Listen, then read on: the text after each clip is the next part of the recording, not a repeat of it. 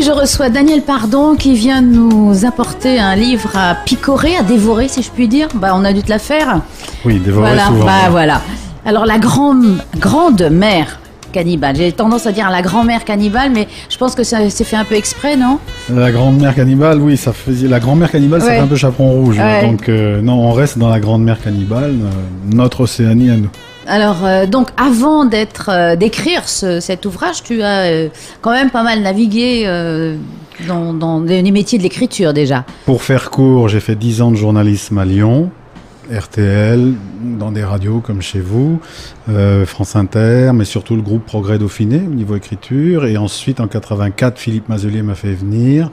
Je suis resté rédacteur en chef de La Dépêche 18 ans et rédacteur en chef, puis directeur à la fin des magazines, c'est-à-dire Tiki Mag, Maison du Fénois, Fénoirama, Fénois Économie. Et j'ai pris ma retraite il n'y a pas très longtemps. Et donc là, tu t'es mis, entre autres, Alors, qu'est-ce qui t'a incité à nous faire cette compilation de récits de cannibales, en fait ? Ça fait une dizaine d'années, en fait, que je cherchais à faire un travail spécifique sur les 5 siècles qui marquent notre entrée dans l'histoire, puisqu'avant l'arrivée des Européens, on ne savait pas trop ce qui se passait dans la région, et on n'en a pas de traces, en tout cas écrites. Et à force d'accumuler un certain nombre d'informations, je suis tombé sur une série de faits divers un petit peu surréalistes. Je me suis dit, mais c'est fou, j'ai quand même une série d'actes de cannibalisme et on est dans le déni actuellement. C'est-à-dire que tout le monde est beau, tout le monde est gentil.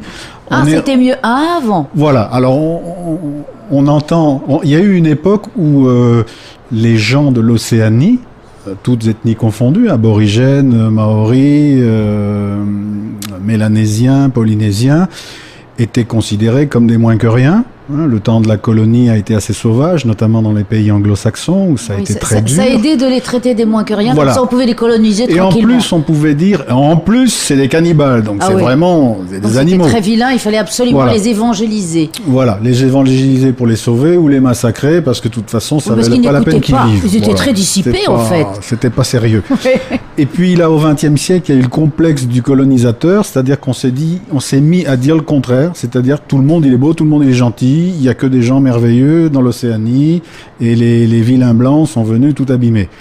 Donc c'était un retour complètement. Donc tu as eu envie de. J'ai pas eu envie. J'ai fait ce constat parce que j'ai longtemps entendu dire dans certains milieux, effectivement, le cannibalisme n'existait pas.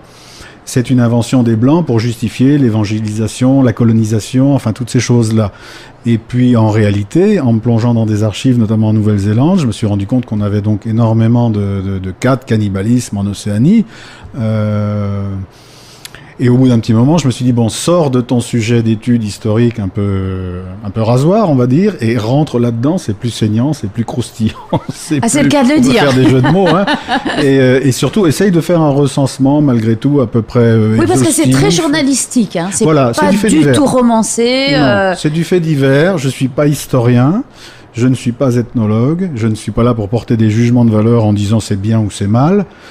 Au chapitre des horreurs, je rappellerai que les Européens ont quand même 3 millions de morts avec l'Inquisition. On a 60 les guerres de religion. On a 60 millions de morts en Amérique avec les Indiens. On n'est pas blanc-blanc, n'en déplaise à certaines personnes. Voilà. Donc, je veux dire, ce passé, moi je l'assume. Quand je vais en Amérique latine, il est clair que les Indiens ont été massacrés par... Alors, c'est des Espagnols, c'est pas des Français, mais enfin bref, ce sont des Européens. Voilà. On porte ce poids-là et on est bien obligé de l'accepter. Je vois pas pourquoi ici on porterait pas, ce qui est quand même relativement plus léger, le poids de ce que furent certains faits divers, entre guillemets pas très glorieux, de cannibalisme. Donc j'ai voulu simplement rétablir quelques vérités en disant tout le monde n'était pas cannibale, c'est évident. Oui, c'est ce que j'en ai ressorti, c'est que alors les Tahitiens vont être contents parce qu'à Tahiti, ça ne se faisait pas. Encore que les Pomarés, c'était Aimata, c'est celui qui mange l'œil. Voilà, alors c'était symbolisé. Voilà. On peut penser que si c'était symbolisé, c'est parce que ça s'était fait avant, tout simplement. Oui. Mais les Européens n'ont pas constaté de cannibalisme à Tahiti. Tandis que tout autour, on cassait beaucoup la croûte. On cassait beaucoup la croûte aux Gambiers. Pour parler de chez nous, aux Gambiers, aux Marquises, Il y a malheureusement aucun doute historique. Et si on va plus vers l'ouest, Fidji, Nouvelle-Zélande, Australie, Papouasie-Nouvelle-Guinée, là on rentre carrément dans des banquets, quoi. Puisque j'en ai même un avec 2000 personnes qui passent à la casserole. Hein. 2000, ça fait quand même... Oui, ça fait femmes, enfants compris, quoi. Ça n'était pas que rituel. Non, il y a eu 36 000 formes de cannibalisme. Encore une fois, ce ne sont pas des jugements de valeur que je porte. Les Blancs ont mangé les Blancs, les Asiatiques ont mangé des Blancs, ont mangé des Noirs ont mangé des Polynésiens ont mangé... Bon, il n'y a pas de jugement de valeur. Tout le monde a mangé tout le monde dans cet océan. Il n'y a pas une différence de couleur dans le goût de la vie. Moi, que ça résume si l'on en croit les Fidjiens, il y a une universalité de la personne humaine, mais si l'on en croit certains récits de cannibales fidjiens recueillis par les missionnaires, les blancs étaient pas très bons. Fade, peut-être, voilà, fade. C'était pas, peut-être que c'est le tabac et l'alcool, mais c'est vrai qu'ils goûtaient moins les blancs, mais comme ils les embêtaient plus, ils en grignotaient quand même de temps en temps, quoi.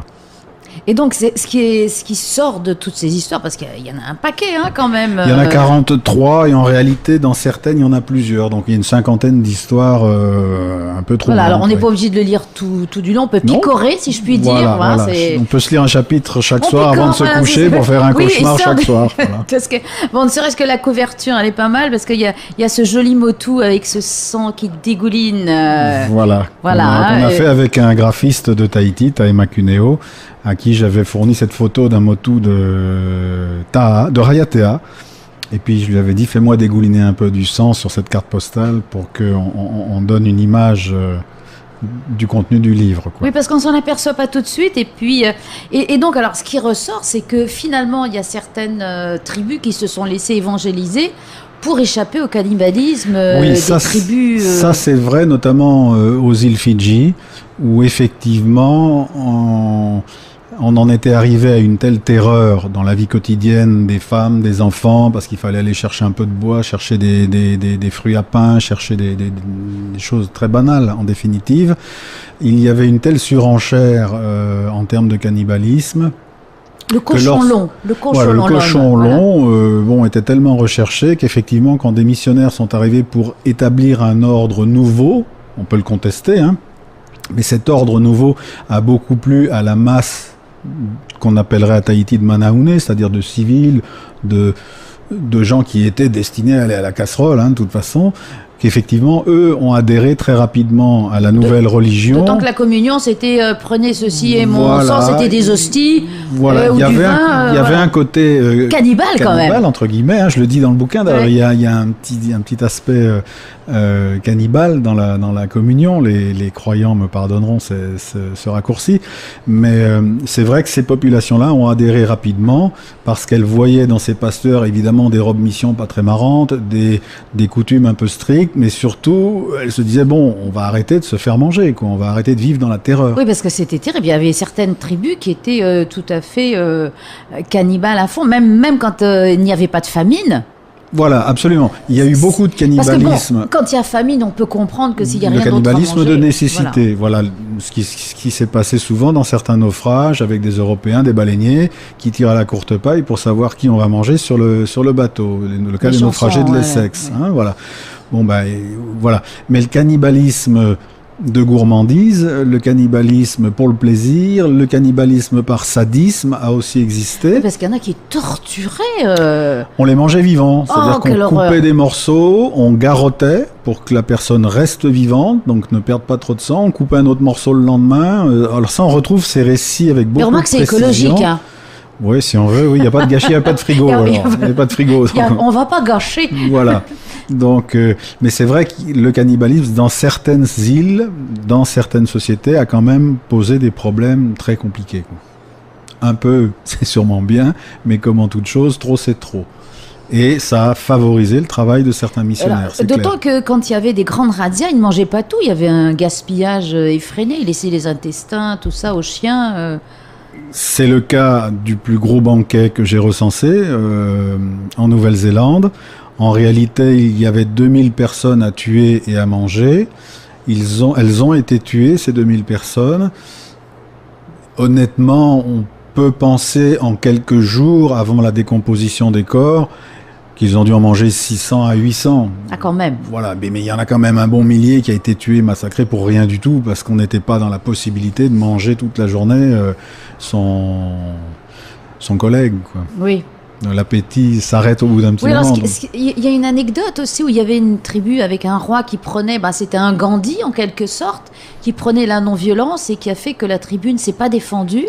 Oui, c'est les Moriori des îles Chatham, où très curieusement, ils se sont réellement laissés transformer en bétail par les Maoris. Pourtant, c'était des Maoris, eux aussi. Ça, c'est aussi intéressant parce qu'on dit « Ah, les vilains blancs sont venus coloniser ». Bon, là, on a un exemple de colonisation de Maoris qui viennent coloniser un autre peuple. Qu'est-ce qu'ils font? Ils le transforment immédiatement, son statut passe immédiatement de peuple à bétail. C'est très important parce que c'est le mot qu'ils emploient. Et ce bétail-là, soit on le fait travailler comme Esclave. des bœufs, soit on le mange comme des bœufs. Voilà. Et c'est ce qu'ont fait les Maoris aux îles Chatham. Ils ont réellement génocidé, entre guillemets, ce petit peuple sous le prétexte d'être les seconds arrivants, d'être les colonisateurs, d'être plus puissants et d'être face à des gens qui refusaient de se battre. Donc on avait tous les droits, y compris celui... Alors ça veut dire que l'esprit de la colonisation, il est le même chez tous les peuples en réalité. C'est malheureusement universel. Voilà, tout peuple qui peut en dominer un autre, dans 90% des cas, il en profite plus que de raison. On est toujours le cannibale de quelqu'un. Absolument, et ça continue aujourd'hui avec un cannibalisme social cette fois-ci, mais qui fait que par exemple dans notre petite société modeste, si mes renseignements sont bons, je crois qu'il y a 70 000 personnes au RST ou qui n'ont pas de revenus, qui n'ont pas... Bon, c'est aussi, si on réfléchit, une forme de cannibalisme social que de dire à l'autre « tu n'as rien », surtout pas de travail, donc tu n'es rien. Il y a une négation, et le cannibalisme vrai, c'est une vraie négation de l'individu. Je te mange parce que tu n'es pas mon égal. Voilà, je t'absorbe, je t'élimine après, et surtout tu es rien, tu es une chose, tu es un objet, tu es un bout de viande. Et la négation de la personne, on la retrouve beaucoup dans nos sociétés, sous une autre forme, l'extrême pauvreté, l'absence de travail, le non-accès aux soins, l'éducation, enfin à beaucoup de choses. C'est pas propre à la Polynésie, c'est malheureusement universel. Mais ce cannibalisme classique a pratiquement disparu. J'ai des exemples de 2012, 2013, bon, mais ça reste quand même anecdotique. Mais le cannibalisme social, a remplacé la violence classique. Et il n'y a qu'à regarder dans nos rues le nombre d'exclus pour comprendre qu'il y a des problèmes, quoi. Bien, écoute, Daniel, moi je vais te laisser partir parce que c'est l'heure du goûter et que je crains un peu. Bon appétit alors. Sachant que je suis moelleuse, donc j'ai un peu peur.